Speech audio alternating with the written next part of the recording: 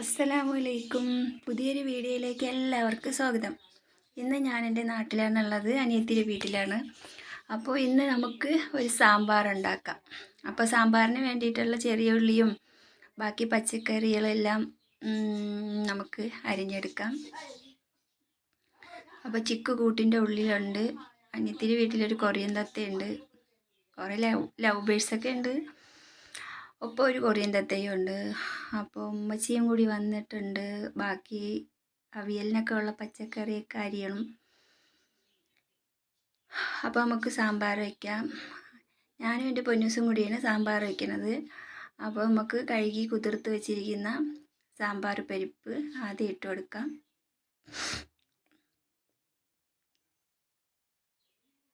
ഇന്ന് 3-ാം ഓണമാണ്.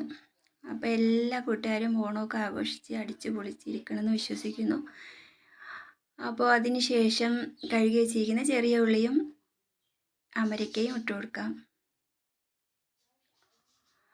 പൊന്നൂസാണ് എന്നെ ഹെൽപ്പ് ചെയ്യണം. ഒക്കെ ഭയങ്കര ഇഷ്ടമാണ് പാചകത്തിന് കൂടാൻ വേണ്ടിയിട്ട്. ഒന്നും അറിയില്ല, എന്നാലും എൻ്റെ ഒപ്പം കൂടിയിട്ടുണ്ട് ഹെൽപ്പ് ചെയ്യാമെന്ന് പറഞ്ഞിട്ട്. പിന്നെ നമുക്കിത് വേവാൻ പാകത്തിനുള്ള വെള്ളം ഒഴിച്ചു കൊടുക്കാം.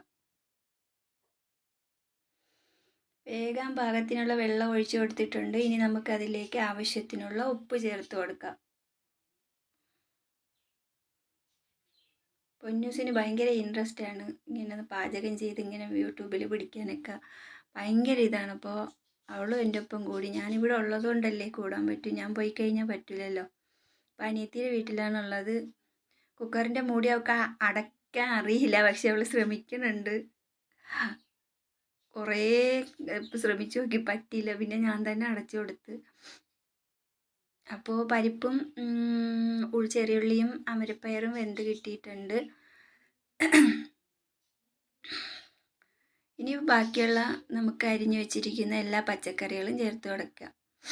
അതിൽ കുമ്പളങ്ങ ഉണ്ട്, പിന്നെ വെള്ളരി ഉണ്ട്, കത്തിരിക്ക ഉണ്ട്, വഴുതനങ്ങ, പിന്നെ ചേന, ചേമ്പ്, എന്തൊക്കെ പച്ചക്കറി ഉണ്ടോ സാമ്പാറിലെല്ലാം ഇടാമല്ലോ. അപ്പോൾ അതെല്ലാം അരിഞ്ഞു വെച്ചിട്ടുണ്ട്. അതും പൊന്നൂസ് ഇട്ട് കൊടുക്കുകയാണ്. പൊന്നൂസ് ആദ്യമായിട്ടായിരിക്കും ഈ സാമ്പാർ ഇങ്ങനെ ഉണ്ടാക്കണത് നേരിട്ട് കാണുന്നത്. അപ്പോൾ സാമ്പാർ വെന്ത് കിട്ടിയിട്ടുണ്ട്. 2 വിസിലാകുമ്പോഴത്തേക്ക് കുക്കറിൽ 2 വിസിലാകുമ്പോഴത്തേക്ക് കഷ്ണങ്ങൾ ഫുള്ള് വെന്ത് കിട്ടിയിട്ടുണ്ടാവും. അപ്പോൾ ഞാനിത് വറുത്തിട്ട് കൊടുക്കുകയാണ്. സാമ്പാർ പൊടിയൊന്നും ചേർത്ത് കൊടുക്കണില്ല. ഞാൻ മുളക് പൊടിയും മല്ലിപ്പൊടിയും ബാക്കി എല്ലാ കൂട്ടുകളും കൂടി വറുത്തിട്ട് കൊടുക്കുകയാണ്. അപ്പോൾ എണ്ണ ചൂടാക്കിയിട്ട് അതിൽ നമുക്ക് മുളക് പൊടി ചേർത്ത് കൊടുക്കാം.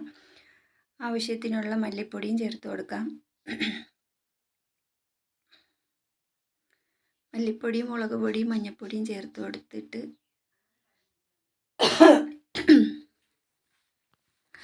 ഇവിടെ വന്ന് കുറേ യാത്രയൊക്കെ പോയിട്ട് ഭയങ്കര കഫക്കെട്ടാണ്.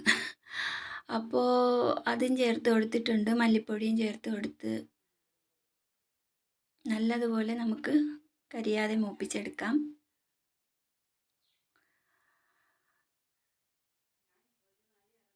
എൻ്റെ വീട്ടിൽ പോലെയല്ല, ഇവിടെ വരുമ്പോൾ ഭയങ്കര സന്തോഷമാണ് കൂട്ടുകാർ. എല്ലാവരും ഉണ്ടല്ലോ, ഉമ്മച്ചിയും വാപ്പച്ചിയും അനിയത്തിയും മക്കളും അനിയനും എല്ലാവരുമായിട്ട്.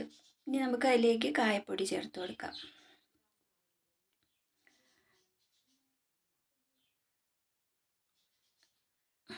സാമ്പാറിലേക്ക് നമുക്കിത് ഇട്ട് കൊടുക്കാം.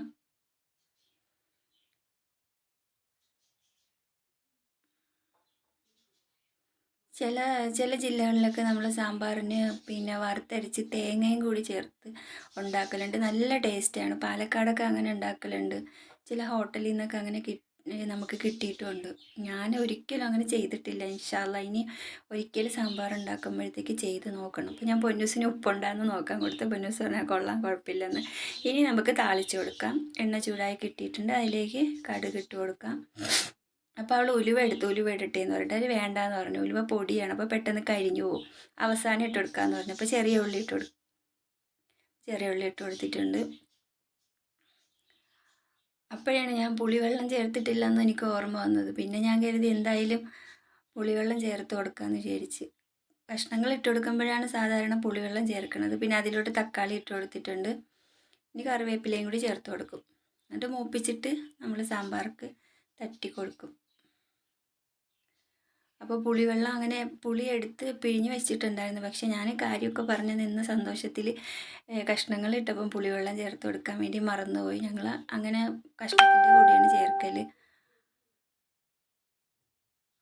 അപ്പോൾ നല്ലതുപോലെ വരണുണ്ട്. ഇനി അവസാനം നമ്മൾ ഉലുവ പൊടിച്ചതും കൂടി ചേർത്ത് കൊടുത്തിട്ട് നമ്മൾ സാമ്പാറിൻ്റെ കൂട്ടിലോട്ട് നമ്മൾ കറിയിലോട്ട് നമ്മൾ ഇത് ചേർത്ത് കൊടുക്കും. കറിവേപ്പിലയും ചേർത്ത് കൊടുത്ത് അപ്പോഴാണ് ഞാൻ ഈ പുളിവെള്ളത്തിൻ്റെ കാര്യം ഓർമ്മിച്ചത്. അപ്പോൾ അങ്ങനെ പുളിവെള്ളം കൂടി ഞാൻ ചേർത്ത് കൊടുത്ത്. പിന്നെ പൊന്നൂസ് മാറിപ്പോയി. പൊന്നൂസിന് ഈ കടുക് പൊട്ടി ഇതൊക്കെ ഇങ്ങനെ എണ്ണയൊക്കെ ഒന്നിങ്ങനെ പൊട്ടി തെറിച്ചപ്പോൾ അവൾ മാറി നിന്ന്. അവസാനം ഉലുവപ്പൊടിയും ഇട്ട് അവരെ മൂപ്പിച്ചിട്ട് നമുക്ക് സാമ്പാറിലോട്ട് ഒഴിച്ചു കൊടുക്കാം. നല്ല ടേസ്റ്റി ആയിട്ടുള്ള സാമ്പാറാണ്. നിങ്ങൾ ഉണ്ടാക്കി വെക്കുക ഇൻഷാ അല്ലാ. വീഡിയോ ഇഷ്ടപ്പെട്ടാൽ ലൈക്ക് ചെയ്യുക, ഷെയർ ചെയ്യുക, കമൻറ്റ് ചെയ്യുക.